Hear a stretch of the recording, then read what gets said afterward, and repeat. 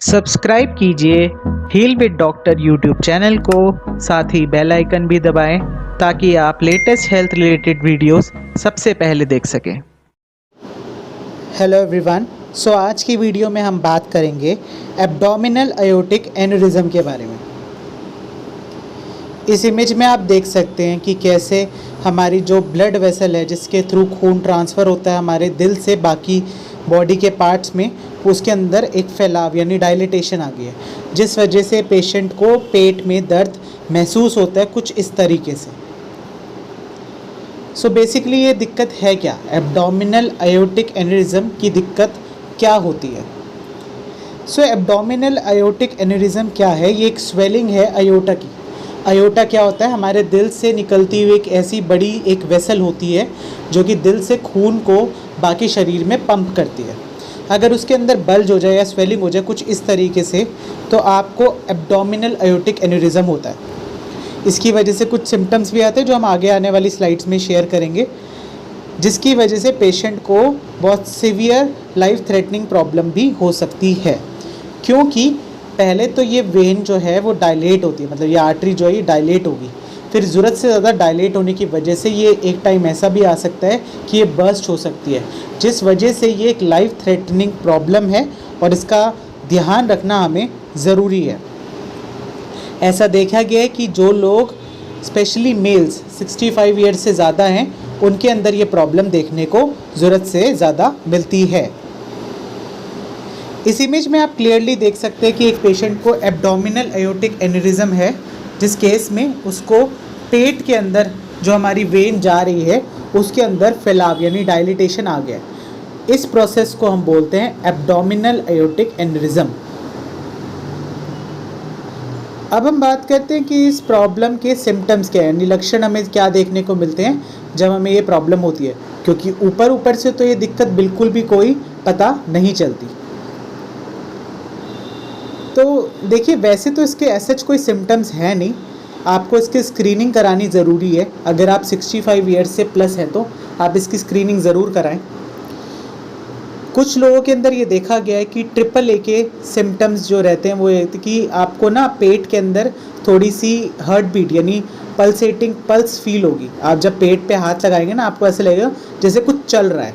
साथ साथ आपका पेट का दर्द इसके अंदर बहुत कॉमन है, क्योंकि ये पेट का दर्द बाकी किसी रीज़न्स की वजह से नहीं है, जिस वजह से अगर आप एंटीबायोटिक्स या पेट के दर्द की कोई भी दवाई खाएंगे उससे भी ये पेट का दर्द नहीं जाएगा। ऐसा देखा गया कि कुछ लोगों के अंदर बैक पेन भी एब्डोमिनल अयोर्टिक एन्यूरिज्म की वजह से होता है। तो मैं फिर दोबारा बोलूँगा, अगर आपकी एज 65 प्लस है तो जाके ज़रूर अपनी स्क्रीनिंग कराएं। अब हम बात करते हैं कि अगर इसके सिम्टम्स का ज़्यादा कब आते हैं, जब ये बर्स्ट हो जाता है। कहने का मतलब आपका पहले ना एक ये बैलून की तरह समझो, बैलून पहले फैलता जाता है, फिर एक टाइम आता है जब वो ज़रूरत से ज़्यादा फैलने की कोशिश करता है तो वो फट जाता है यानी बर्स्ट हो जाता है। सिमिलर केसेस में हमारी आर्टरी भी होती है, पहले वो बिल्कुल बैलून की तरह स्ट्रेच होती रहती है, फिर उसकी एक लिमिट आती है जिसके बाद वो ज़रूरत से ज़्यादा स्ट्रेच नहीं हो पाती और वो बर्स्ट हो जाती है।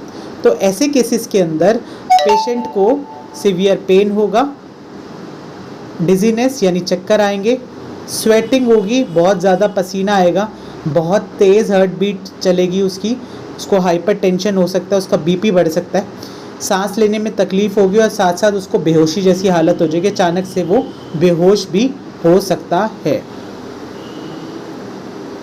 इसके बाद हम बात करते हैं कि ऐसे कौन से रिस्क फैक्टर्स हैं जो कि हमें ध्यान रखने पड़ते हैं एब्डोमिनल अयोर्टिक एन्यूरिज्म के केसेस में। सबसे पहला, जो मेल्स 65 प्लस हैं या फिर जो फीमेल्स 70 प्लस हैं उनके अंदर अगर ब्लड प्रेशर हाई है या फिर उनको पहले से कोई बीमारी है दिल की, या कोलेस्ट्रॉल ज़्यादा है, या उनकी फैमिली में किसी को ये प्रॉब्लम रह चुकी है, या फैमिली में किसी को भी दिल से रिलेटेड कोई भी दिक्कत रहती है, या फिर वो पेशेंट ज़रूरत से ज़्यादा स्मोक करता है, अपनी उसकी हेल्थ हैबिट्स ठीक नहीं है, उसकी डाइट अच्छी नहीं है, ठीक है, पूरे दिन बैठा रहता है, सीडेटरी लाइफस्टाइल है, ऐसे केसेस के अंदर ट्रिपल ए की स्क्रीनिंग करानी बहुत ज़रूरी है। याद रखिए, अगर ये प्रॉब्लम सही टाइम में पकड़ में आ जाती है तो इसका इलाज पॉसिबल है, नहीं तो ये बर्स्ट होने के बाद इमरजेंसी सर्जरी के थ्रू ही ठीक की जा सकती है। इसके बाद हम बात करेंगे इसके इलाज की कि इसका इलाज किस तरीके से हो सकता है। देखिए, एब्डोमिनल अयोटिक एन्युरिज्म कोई छोटी प्रॉब्लम नहीं है, और अगर हम इसका ट्रीटमेंट चाहते हैं तो हमें इसको सही टाइम पे पकड़ना भी ज़रूरी है। तो इसका ट्रीटमेंट डिफाइन होता है कि किस स्टेज पे ये प्रॉब्लम है।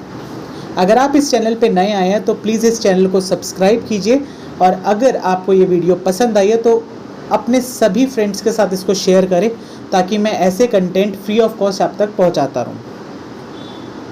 तो अब हम बात करते हैं कि इसके इलाज क्या है। इसका एब्डोमिनल अयोटिक एन्युरिज्म का जो इलाज है वो डिपेंड करेगा कि वो किस स्टेज पे, जैसे कि मैंने आपको पहले ही बताया। तो अगर आपका स्मॉल एन्युरिज्म है, यानी आपका जो अयोटा है उसका डायामीटर जो है 3 to 4 सेंटीमीटर के आसपास है, तो अल्ट्रासाउंड स्कैन की जो स्क्रीनिंग होती है उससे ये समझ आ जाता है कि हमारी दिक्कत ज़्यादा बड़ी नहीं है। उस केसेस में सिर्फ लाइफस्टाइल में बदलाव लाना है, जैसे कि हेल्दी डाइट लेनी है, प्रॉपर एक्सरसाइजेस करनी है, लाइफस्टाइल को एक्टिव करना है। अगर हार्ट इश्यूज़ हैं तो उसके लिए रेगुलर फिजिशियन से चेकअप कराना है। साथ ही साथ अपना रेगुलर रूटीन ब्लड टेस्टिंग भी करानी है। आप हील विद डॉक्टर के थ्रू अपने ब्लड टेस्ट भी करवा सकते हैं। हम नॉमिनल चार्जेस में ऑल ओवर इंडिया में अपने ब्लड टेस्टिंग करवाते हैं। इसके साथ साथ अगर आपको मीडियम लेवल का AAA की प्रॉब्लम है, जिसके अंदर आपका जो अयोटा है वो 4.5 सेंटीमीटर से 5.4 सेंटीमीटर तक फैल जाता है, तो उस केसेस के अंदर आपको हर 3 महीने में इसका चेकअप बताया जाता है। साथ ही साथ आपको कुछ दवाइयाँ दी जाती हैं और अपने लाइफस्टाइल को चेंज करने के लिए रिकमेंडेशन दिया जाता है। इसमें दवाइयाँ ऐसे एंटीबायोटिक्स या फिर इन्फ्लेमेशन की नहीं चलती, स्पेसिफिक सिम्टम्स के हिसाब से दी जाती है। साथ ही साथ लाइफस्टाइल में वही सेम बदलाव कि रोज़ एक्सरसाइज करनी है, पानी ढंग से पीना है, स्लीप साइकिल अच्छी रखनी है, सुबह उठ कर योगा, मेडिटेशन या फिर एक्सरसाइजेस करनी है, अपना डे टू डे एक्टिविटीज़ के अंदर चेंजेस लाने हैं। लाइफस्टाइल को एक्टिव करने का मतलब है ज़्यादा देर तक बैठे ना रहो, काम में बिजी रहो, खाली मत बैठो, अपना खाने पीने पे ध्यान दो, तो उससे आपका ये प्रॉब्लम धीरे धीरे ठीक हो सकती है। इसके बाद हम बात करेंगे अगर आपको लार्ज लेवल का एन्युरिज्म है, कहने का मतलब अगर आपका अयोटा 5.5 सेंटीमीटर से ज़्यादा फैल चुका है, तो उस केस में कभी भी वो बर्स्ट हो सकता है और आपको सर्जरी की ज़रूरत है। इस इमेज में आप क्लियरली देख सकते हैं कि एक पेशेंट को कैसे उसका अयोटा बहुत ज़्यादा फैल जाता है। तो हम बताएं इसमें क्या सर्जरी करते हैं। ये जो पाइप है ना, हम इसमें ग्राफ्ट डाल देते हैं, ये बॉडी सूट भी कर जाती है, एक तरीके से एक पाइप कनेक्ट कर देते हैं, जिससे जो एक्स्ट्रा लाइनिंग है जहाँ पे कोलेस्ट्रॉल डिपॉजिट हो गया है उसको हम छोड़ देते हैं और बाईपास करके नया पाइप से जॉइंट कर देते हैं। इससे क्या होता है कि पेशेंट का जो वो डायलिटेशन है वो रुक जाता है, क्योंकि उस पर प्रेशर ही नहीं आएगा, क्योंकि वहाँ से जो पास होता हुआ ब्लड है वो इस पाइप के थ्रू जाएगा, जो आप इस इमेज में अच्छे से देख सकते हैं। इसके बाद हम बात करेंगे इसके प्रिवेंशन की, कि आप इसको कैसे रोक सकते हैं, इसको कैसे मैनेज कर सकते हैं। सबसे पहले जैसे कि मैंने बताया कि अपने लाइफस्टाइल को बदलें।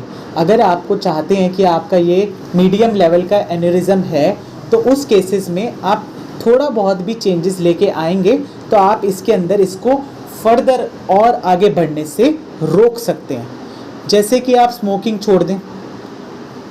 इस केस में अगर आप स्मोकिंग छोड़ते हैं तो बहुत अच्छा रहता है। लाइफस्टाइल पे अच्छा खासा ध्यान देने का मतलब सिर्फ स्मोकिंग छोड़ना नहीं है, बल्कि रेगुलर एक्सरसाइज करनी है। मिनिमम 150 मिनट्स एक्सरसाइजेज ज़रूरी हैं एक वीक में, जो कि हार्ट एसोसिएशन यानी कार्डियक एसोसिएशन के थ्रू रिकमेंडेड है। इसके साथ अच्छा खाना खाएं, तला हुआ खाना मत खाएं, फैटी फूड को कट करें, अपना बाहर से आने वाले जितना भी आप फालतू का जंक फूड खाते हैं उससे आप रुके रहें, और साथ साथ अपना लाइफस्टाइल को मेंटेन करें। हेल्दी लाइफस्टाइल कैसे हो सकता है, जब आप अपना BMI कंट्रोल करें। अगर आप ओवरवेट हैं तो अपना वेट कंट्रोल करें, साथ साथ अल्कोहल या फिर स्मोक को बिल्कुल अपनी लाइफ से हटा दें। अब हम बात करते हैं इसके डायग्नोसिस की, किस तरीके से हम इसको जांच सकते हैं, हमें कैसे पता चलेगा कि आपको AAA की प्रॉब्लम है। क्योंकि ऊपर से देखने से तो ये कुछ नहीं पता चलेगा। ज़्यादातर पेशेंट को पेट पे हाथ लगाने से पल्सेटिंग इफेक्ट आता है, वो तो और भी दिक्कतों की वजह से आता है। लेकिन इसके लिए ना बिल्कुल स्पेसिफिक टेस्टिंग होती है, जिससे ये क्लियर हो जाता है कि हाँ भाई ये प्रॉब्लम इसी लेवल पे है और हमें इसको इसी तरीके से ठीक करना है। तो इसका डायग्नोसिस बहुत ही क्लियर है। अगर आप अल्ट्रासाउंड कराते हैं, आपकी एज 65 ईयर्स से ज़्यादा, अगर आप मेल हैं और फीमेल है तो 70 से ज़्यादा है, तो उन केसेस के अंदर आपको अपना अल्ट्रासाउंड करवाना ज़रूरी है, जिसके अंदर आपको पता चल जाता है कि आपका एओर्टा बढ़ा हुआ है या नहीं। आई होप मैंने अपनी तरफ से जितने पॉसिबल टॉपिक है इस चीज़ में वो क्लियर किया है कि आपको किस वजह से ये इशू आता है, क्या इसमें होता है और आपका क्या इसका इलाज रहता है। फिर भी अगर आपको कोई डाउट है तो आप नीचे दिए गए व्हाट्सएप नंबर पे मुझे जल्द से जल्द मैसेज कीजिए, अपनी अपॉइंटमेंट बुक कराइए और जल्द से जल्द मुझे दिखाइए, क्योंकि मैं विश्वास रखता हूँ कि पहले आपकी प्रॉब्लम को जड़ से पकड़ा जाए और उसी के बाद इसका इलाज जल्द से जल्द शुरू किया जाए, क्योंकि अगर प्रॉब्लम ढंग से पकड़ी जाएगी तभी उसका इलाज पॉसिबल है। मैं कमेंट सेक्शन में बहुत लोगों को देखता हूँ कि हमें एन्यूरिज्म है, हमें इसका इलाज बताओ, हम बहुत प्रॉब्लम में। सर देखो, या मैम जो भी आप हो, आपको पहले अपना ढंग से जांच करवाना पड़ेगा और इसमें ढंग से इलाज शुरू कराना पड़ेगा। हम हील विद डॉक्टर आपको कुछ सप्लीमेंट्स भी प्रोवाइड करते हैं, जिससे आपके लाइफस्टाइल में भी चेंजेस आते हैं, साथ साथ एक्सरसाइज प्लान्स देते हैं, बहुत सारी चीज़ें जिसके थ्रू हम इसको ठीक करने में आपकी मदद करते हैं। तो आई होप आपको ये सभी चीज़ें क्लियर रही होंगी। प्लीज़ इस वीडियो को बार बार शेयर ज़रूर करें सबके साथ, क्योंकि आज के केसेस में अवेयरनेस बढ़ानी उतनी ही ज़रूरी है जितनी ज़रूरी बीमारियों का इलाज करना। तो ढंग से समझें और जल्द से जल्द उसके तरफ आगे बढ़ें। Thank you so much. Wish you a healthy and happy life ahead. तो आई होप आपको ये वीडियो पसंद आई होगी। इस वीडियो को लाइक करें एंड शेयर करें ज़्यादा से ज़्यादा। साथ ही कमेंट सेक्शन में अपने डाउट्स बताएं मुझे, ताकि मैं उन्हें बहुत जल्दी से जल्दी क्लियर कर पाऊँ। Thank you and wish you a very happy and healthy life ahead.